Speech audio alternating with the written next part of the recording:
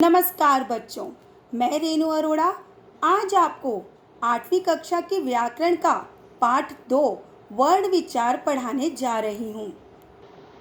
बच्चों, आपने पिछले पाठ में भाषा के बारे में जाना।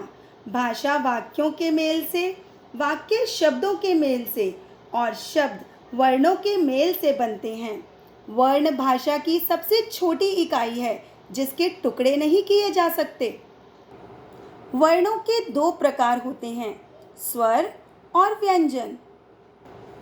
आइए सबसे पहले हम स्वर के बारे में जानते हैं। स्वर के 3 भेद होते हैं, ह्रस्व स्वर, दीर्घ स्वर और प्लुत स्वर। ह्रस्व स्वर जिन स्वरों के उच्चारण में केवल एक मात्रा का समय लगता है वे ह्रस्व स्वर कहलाते हैं। ये 4 होते हैं, छोटा अ, इ, उ और री। दीर्घ स्वर वे स्वर जिनके उच्चारण में ह्रस्व स्वर से दुगना समय लगता है, वे दीर्घ स्वर कहलाते हैं। ये गिनती में 7 होते हैं, जैसे बड़ा आ, बड़ी ई, बड़ा ऊ, ए, ओ और औ। तीसरा, प्लुत स्वर। इस स्वर के उच्चारण में दीर्घ स्वर से भी अधिक समय यानी 3 मात्राओं का समय लगता है। बच्चों, इसका केवल एक ही उच्चारण है, ओम। ओम को हम अपने श्वास द्वारा जितना लंबा खींचना चाहें खींच सकते हैं।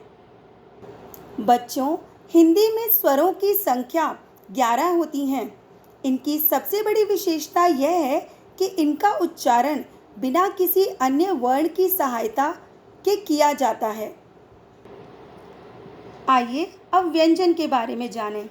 हिंदी में इनकी संख्या 33 होती है।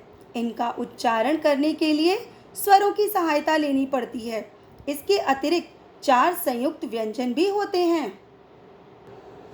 जिन व्यंजनों के उच्चारण के समय श्वास, वायु और जीवा मुख से अलग अलग भागों को स्पर्श करती है, वे स्पर्श व्यंजन कहलाते हैं। ये गिनती में 25 होते हैं। व्यंजनों का उच्चारण करते समय हवा मुख के अलग अलग भागों से टकराती है। उच्चारण के अंगों के आधार पर व्यंजनों का वर्गीकरण कुछ इस प्रकार किया गया है। क वर्ग कंठ से यानी गले से, च वर्ग तालव्य से यानी कठोर तालु से, ट वर्ग मूर्धन्य कठोर तालु के अगले भाग से, त वर्ग दांत से जिसे हम दंत्य भी कहते हैं और प वर्ग ओष्ठ से। दोनों होठों के टकराने से इनका स्वर उत्पन्न होता है। बच्चों, हमारी वर्णमाला में एक सूत्र यह भी जुड़ा है जिसे हम अंतस्थ व्यंजन, जिनकी संख्या 4 होती है, ऊष्म व्यंजन, इनकी भी संख्या 4 होती है और संयुक्त व्यंजन, इनकी संख्या भी 4 होती है। अंतस्थ व्यंजन, अंत यानी मध्य, स्थ यानी स्थित। इन व्यंजनों का उच्चारण स्वर तथा व्यंजन के मध्य का सा होता है। उच्चारण के समय हमारी जीभ मुख के किसी भाग को स्पर्श नहीं करती। ये 4 हैं, य, र, ल और व। ऊष्म व्यंजन, ऊष्म यानी गर्म। इन व्यंजनों के उच्चारण के समय वायु मुख से रगड़ खाकर ऊष्मा पैदा करती है, यानी उच्चारण के समय मुख से गर्म हवा निकलती है। ये भी 4 हैं, श, श, स, ह। फिर हमारा होता है संयुक्त व्यंजन।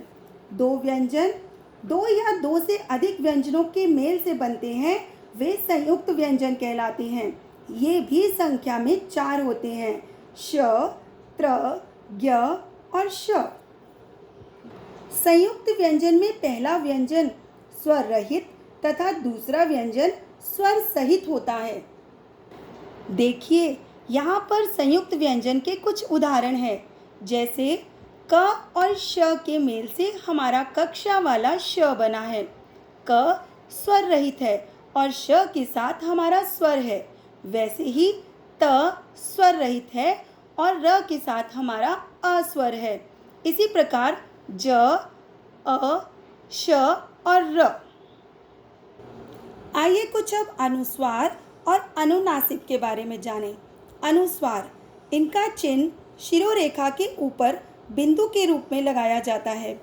इनका उच्चारण करते समय हवा नाक से बाहर निकलती है, जैसे हंस, कंधा, पंख, रंग आदि। इनका प्रयोग पंचमाक्षर के स्थान पर किया जाता है।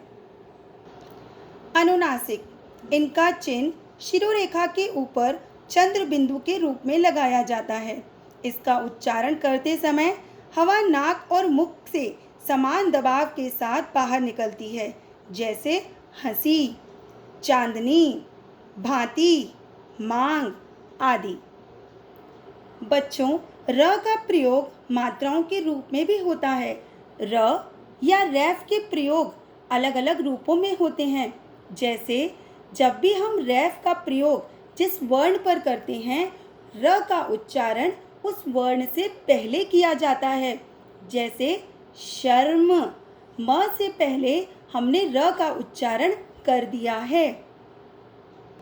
इसी प्रकार र पदेन का प्रयोग अलग अलग रूपों में किया जाता है। यहाँ पर हम जिस वर्ण में इस र का प्रयोग करते हैं, यानी र प्रदेन का प्रयोग करते हैं, इसका उच्चारण उस वर्ण के बाद में किया जाता है। जैसे क्रम, क के बाद हमने र का उच्चारण किया है।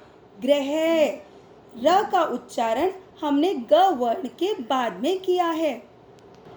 इसी प्रकार ड, व, ट जैसे व्यंजनों में पदेन र का प्रयोग इस प्रकार किया जाता है। जैसे राष्ट्र, इसमें ट का साउंड, र की जो आवाज़ है, ध्वनि, वो हमारे जीभ में टकराती है। ड्रामा। विच्छेद का अर्थ होता है अलग करना। शब्द के वर्णों को अलग अलग करके लिखना वर्ण विच्छेद कहलाता है। वर्ण विच्छेद करते समय स्वरों को मूल रूप में लिखा जाता है तथा व्यंजनों के नीचे हलंत लगाना आवश्यक हो जाता है। यहाँ आपको कुछ शब्दों के वर्ण विच्छेद का उदाहरण दिया गया है। किताब, क हलंत के साथ जमा ई, जमा त, जमा आ, जमा ब, जमा अ।